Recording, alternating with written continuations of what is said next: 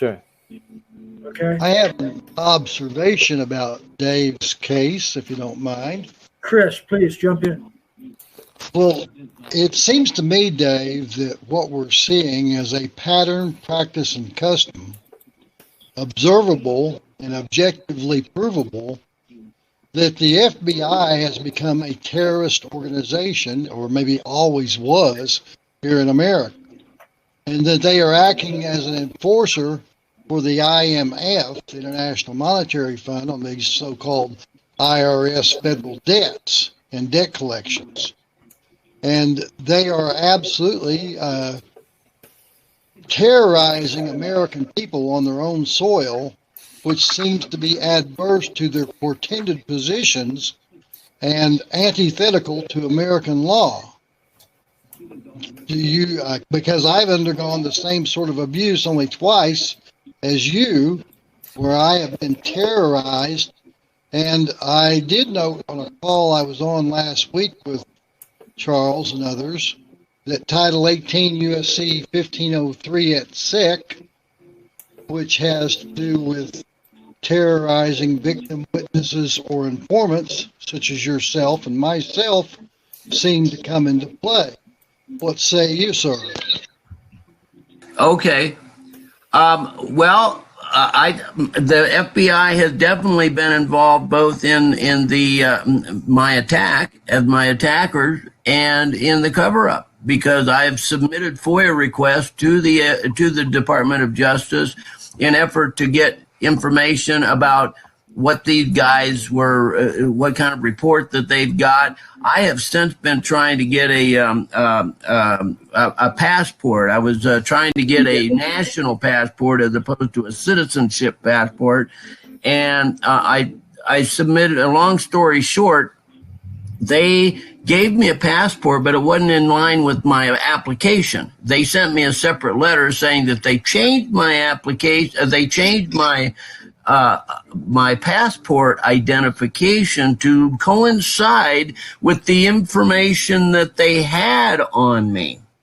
And so I've been trying to find out what information is that, and I'm not getting any answers. So, you know, they're covering this stuff up, and I definitely agree with anything, you know, whether it's statutory or in common law, that we need to be, you know, going after accountability for these people. And I do remember one thing I did want to say was that what the FBI is doing to terrorize us in their statutory system unlawfully, we have the right to do in common law through what do you call them,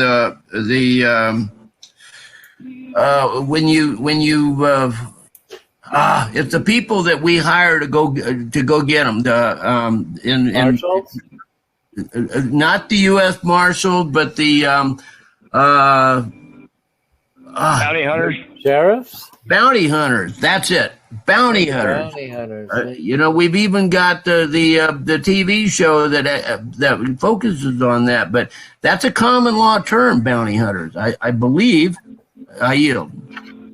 FBII, Charles, I didn't hang up. Somehow I got disconnected or jettisoned from the call while I was in the midst giving some information to David on the Mediation Declassification Review Board commissioners for the agencies whenever they refuse to honor their Public Duty Act obligations to comply with Sunshine Act, Public Records Act, and FOIA Act requests. Okay.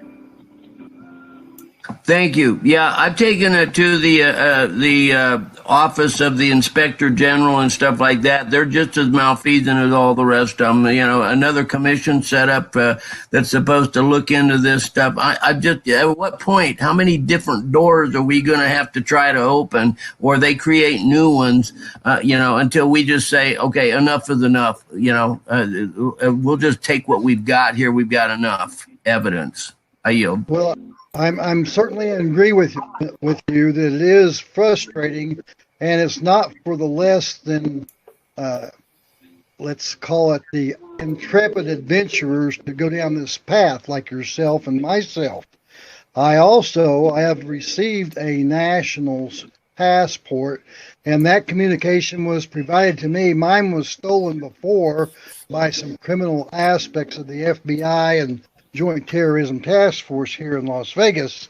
And whenever I directed my replacement order, even though I had to pay for it again, being victimized the second time by the Secretary of State's office.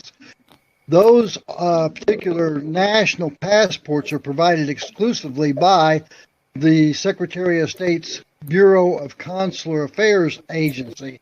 The Secretary of State is now an agency, an executive agency under the executive powers of the POTUS as the chief executive to create these private profits agencies, which I'm sure is why they mistreated me and forced me to have to pay a second time when my passport was only about 2.5 or 3 months old, whenever it was purloined from my truck.